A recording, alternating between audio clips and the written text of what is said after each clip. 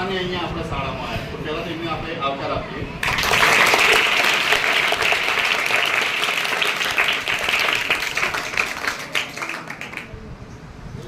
એક શિક્ષકમાં જેવું છું. 10 વર્ષ સુધી બીએડ કોલેજમાં જોડાયેલો છું. એટલે જે શિક્ષકો તૈયાર કરેલા છે અને નાના નાના ભૂલકાઓથી માંડી શિક્ષણનું કંઈ પણ કાર્ય હોય ને એમાં મને આમ કાર્યનિષ્ઠાનો સંતોષ થાય.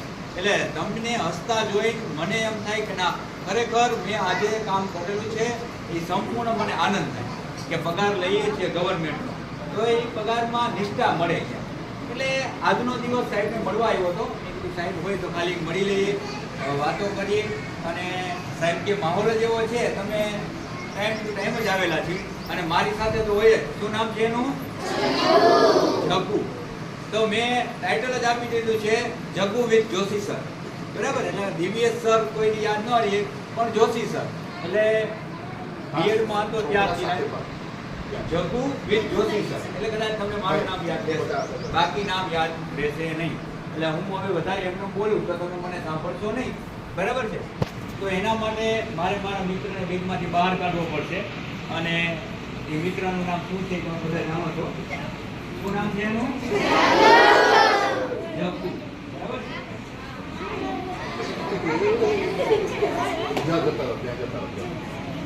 તમારા કામ તમે બેસી જાઓ. અમારા બે જગ્ગુ બીજા બેસી જાઓ.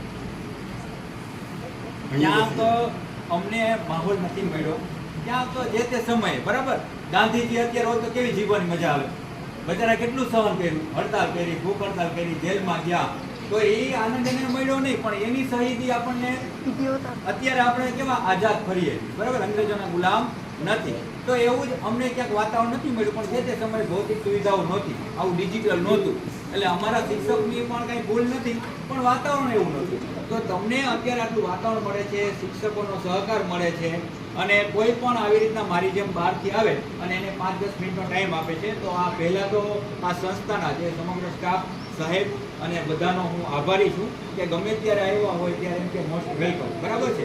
નહીંતર તમારું શેડ્યુલ હોય, ટાઈમ ટેબલ હોય અને એ ટાઈમ ટેબલનો જે પ્રમાણે ચાલવાનું એવા બધા રૂલ્સ હોય એ તો જ્યારે તમે નોકરી લાગશો ત્યારે તમને ખ્યાલ આવશે. પણ તેમ છતાં તમને કંઈક મળે એના માટે તમારા શિક્ષકો થોડું જતું કરતા હોય. મને પણ એમ કે માહોલ છે સાહેબ, કંઈ વાંધો નહીં, 5-10 મિનિટ છે, અમારો કિંમતી સમય છે તો તમને આપીએ. બરાબર છે? તો આને બોલાવો પહેલા. શું નામ છે? શર્માઈ. બરાબર છે? શરમ શેની લાગે છે? જગ્ગુ બોલતા. શું છે તારું નામ? બોલાવો છે.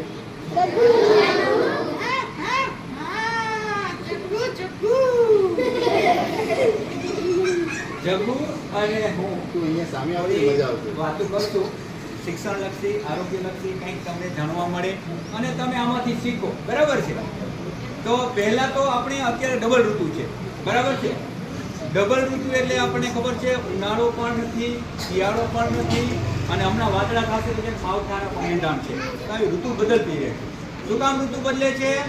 માણસ બદલે એટલે. હા, માણસ આજનો બદલે ને એમ ઋતુ બદલે.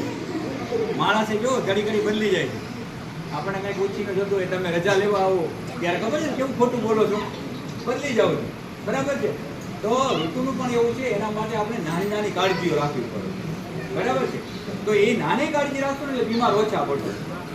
તો નાની નાની કાળજીમાં તો પહેલી જ એક વખત આપણને ખબર છે કે જમવા બેસીએ તો આપણે પગેથી જમીએ.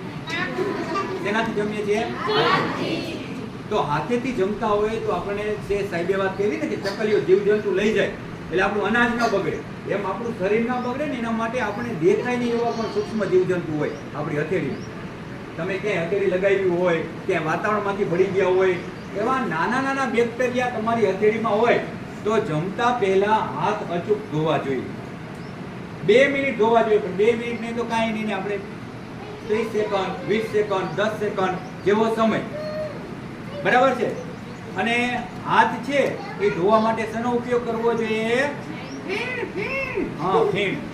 પણ શેના ફીણ? સાબુના ફીણ. આપણે મજા આવે ને, હેન્ડવોશ છે, હેન્ડવોશમાં ફીણ વળે. તો ફીણ વળે એનાથી આપણને શું થાય તો કે હેન્ડવોશ સરખું થાય અને આપણે સરસ મજાના હાથ ધોઈને પછી જમવા બેસવાનું. બરાબર છે? તો શું ધ્યાન રાખવું જોઈએ? રમવાનું, જમવાનું, આનંદ કરવાનો. રમવાનું જમવાનું ને આનંદ કરવાનો. એ આનંદ તો કરવાનો જ છે, પણ સાથે સાથે જમતી પહેલા હાથ ધોવાના. આ નાની એવી કાળજી છે, તમને બીમાર પડતા પહેલા અટકાવો. બરાબર? તો જમ્યા પહેલા શું કરવાનું? મસાલો ખાવાનો. પેલા એ જમ્યા પહેલા હાથ ધોવાના. બરાબર છે? અને શું જમવું જોઈએ?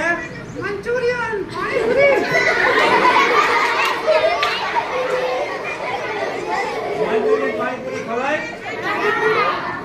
તો મંચુરિયન પાણીપુરી આપણને ખબર છે કે ક્યારેક બરાબર છે, એમાં મેંદો આવે. બરાબર છે? અને મેંદો પચવામાં ભારે.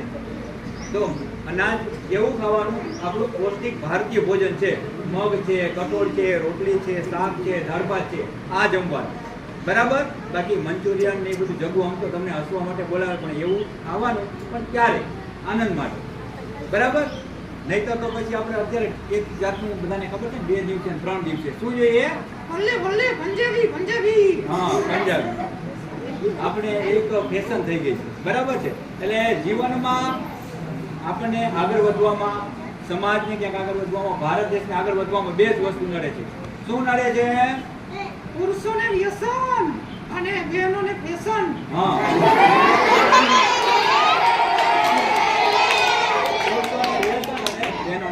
એટલે આ એક કહેવત છે કે ભાઈઓએ વ્યસન ન કરવું જોઈએ. જો અત્યારે કેવી દેખાદેખી છે, આપણે સામાન્ય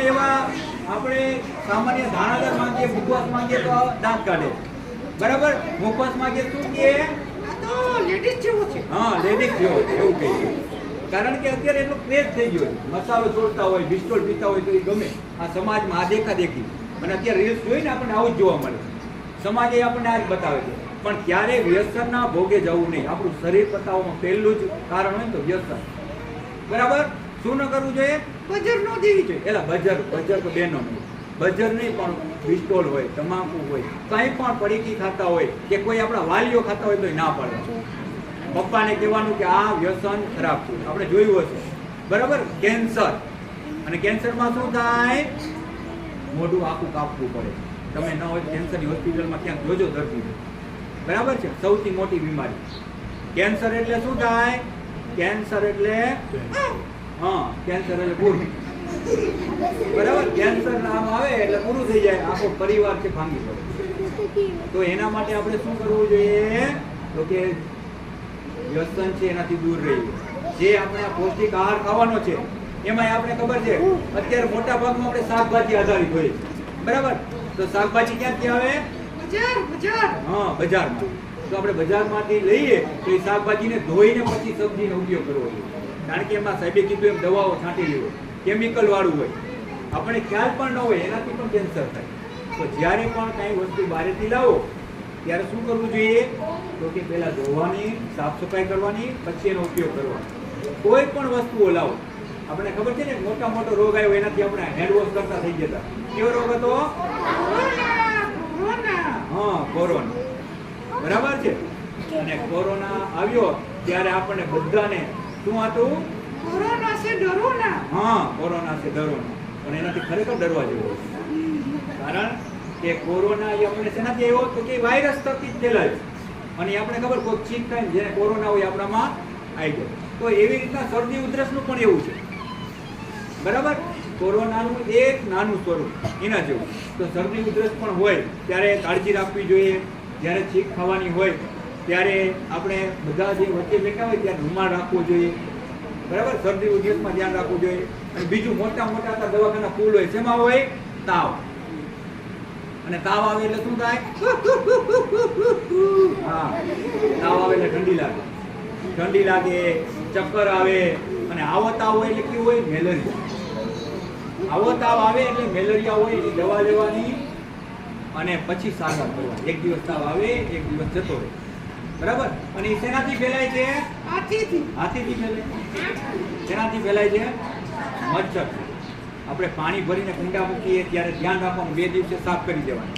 બરાબર? આપણે સેવાનું કામ કરતા હોય છતાં આપણને ખબર ન હોય એમાં મચ્છર બનતા હોય. પછી હવે ઉનાળો આવે એટલે પાણી ભરાયેલું હોય. શેમાં પાણી ભરાયેલું હોય વધારે? પંખામાં હોય, કુલરમાં, ફ્રીજમાં. બરાબર? ફ્રીજની પાછળ ટ્રે હોય, કુલર હોય. તો આ બધું છે ને સફાઈ કરવી જોઈએ, કારણ કે પાણી ભરાયેલું હોય એમાંથી મચ્છર બનતા હોય. તો આવી નાની નાની કાળજી રાખશો એટલે શું નહીં થઈએ, બીમાર જેનાથી આપણે મચ્છર કરીએ નહીં અને આપણે બીમાર પડીએ નહીં. બરાબર? બરાબર ને સાહેબ સોના મારું ચાલો, ઓકે.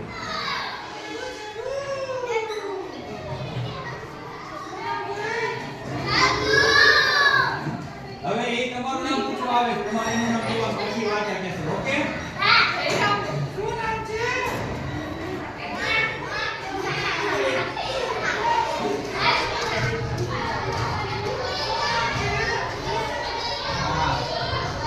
જગુ જેમ જેમ તમને નામ પૂછે એમ તમે બધાના નામ પૂછો. બધા જેની પાસે વાર્તા સાંભળવી છે.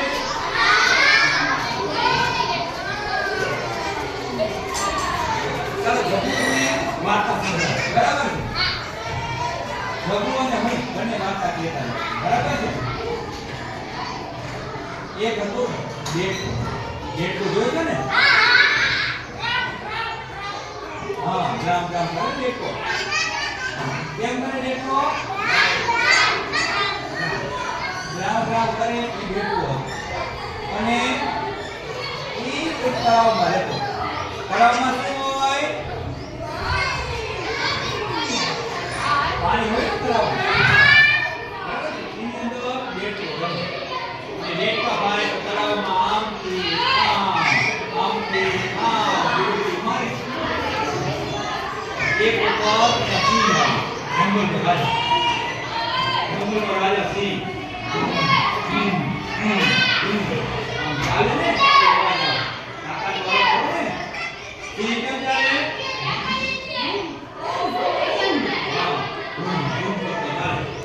સિંહ આવ્યો અને બીક લાગી કે સિંહ જંગલનો રાજા. રાજાને તો બીક લાગે બધાને, તાકાતવાળો એ એટલે બીક લાગે એટલે કેમ કરે?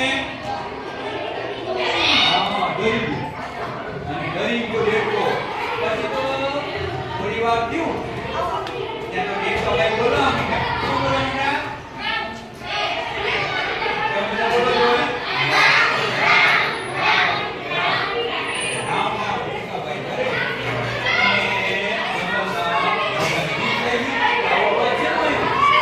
રાજા ડરી ગયો. રાજાને બીક લાગી કે આ તો અવાજ શેનો છે?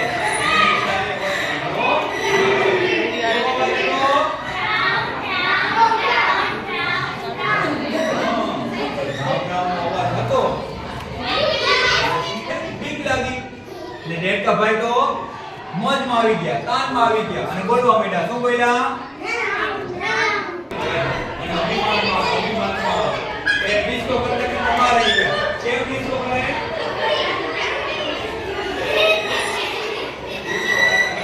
એવા દેડકા અને સિંહે જેવો પંજો મૂક્યો એવા દેડકાના તો રામ બોલો ભાઈ. દેડકા મૂકી દેડકા ભાઈ મરી ગયા. શું કામ? કારણ કે સિંહનો પગ આવ્યો અને દેડકા ભાઈને ચૂરા બની ગયા. બરાબર? એટલે ધ્યાન રાખવાનું, ક્યારે કોઈ પણ તાકાતવાર વ્યક્તિ હોય તો એની સામે અભિમાન ક્યારે કરવાનું નહીં. આપણે ગમે એટલા હોશિયાર હોય પણ બીજા સાથે આપણે અભિમાન કરવાનું નહીં કે હું આટલો હોશિયાર છું, હું આટલો શક્તિવાળો છું. કારણ કે જેવું અભિમાન દેડકા ભાઈએ કર્યું અને એની હાલત શું થઈ? પૂરું થઈ ગયું. દેડકા ભાઈનું જીવન પૂરું થઈ ગયું. તો એ રીતના આપણે આમાંથી શું શીખવાનું? કે આપણે ક્યારે અભિમાન કરવાનું નહીં.